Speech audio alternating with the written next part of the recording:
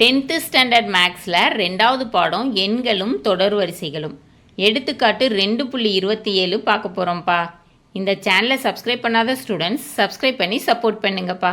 வாங்க கணக்குக்குள்ளே போகலாம்.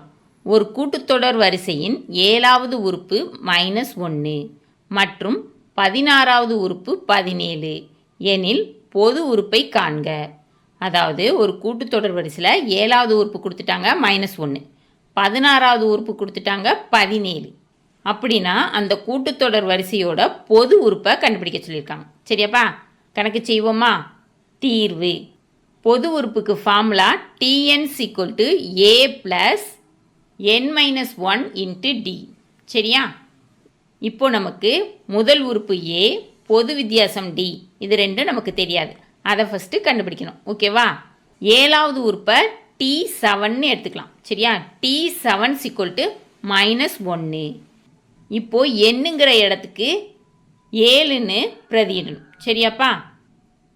Tn = A + 7 - 1 × D -1. A + 7 - 1 என்னப்பா? 6. 6D -1. இதை சமன்பாடு 1ன்னு எடுத்துக்கோங்க. சரியாப்பா? அதுக்கப்புறம் 16வது உறுப்பு 17ன்னு கொடுத்துருக்காங்களா, அதை T16 அப்படின்னு எடுத்துக்கலாம். T16 = 17. என்னன்னு இருக்கிற இடத்துக்கெல்லாம் 16ன்னு பிரதியிடணும். சரியாப்பா? T16 = A + 16 - 1 × D -17. A + 16 - 1 என்னப்பா? 15. 15D -17. இதை சமன்பாடு 2ன்னு எடுத்துக்கிடுவோம். இப்போது சமன்பாடு 1ஐயும் சமன்பாடு 2ஐயும் எழுதி தீர்த்தோம்னா நம்ம கண்டுபிடிச்சிடலாம். சரியா? சமன்பாடு 1 A + 6D -1.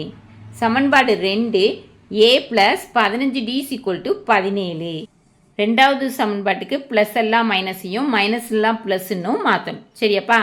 A வந்து +Aன்னு இருக்கிறதுனால மைனஸ், 15Dயும் ப்ளஸில் இருக்குது அதனால் மைனஸ், 17ம் ப்ளஸில் இருக்குது அதனால் மைனஸ். சரியா?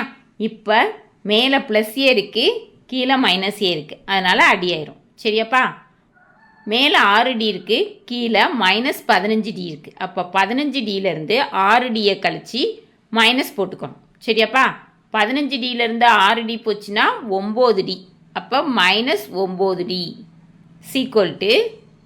இங்கே மேலேயும் கீழேயும் மைனஸில் தான் இருக்குது. -1 -17 அப்படியே கூட்டிடலாம்.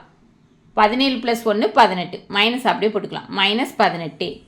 -9D -18. இப்போ D கண்டுபிடிக்கணும்னா பெருக்கல்ல இருக்கிற அந்த -9 வகுத்தலுக்கு போகணும். சரியாப்பா? D = -18/-9. ஃபஸ்ட்டு மைனஸும் மைனஸும் கேன்சல் ஆயிரும்.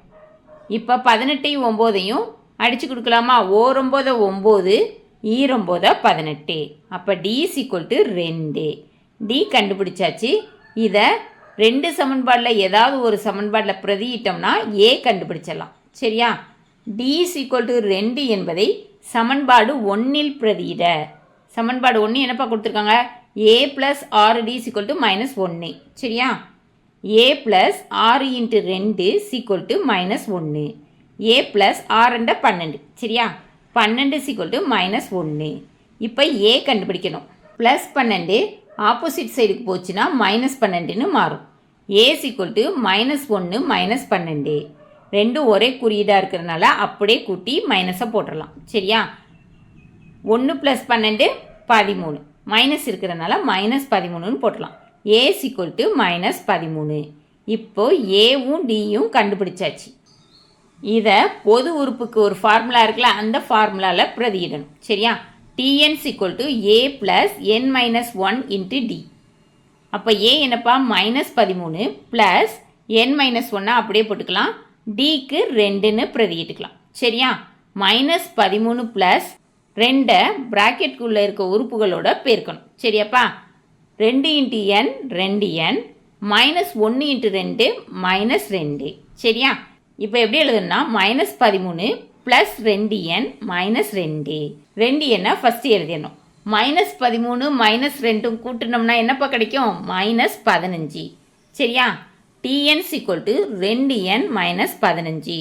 பொது உறுப்பை கண்டுபிடிச்சாச்சா?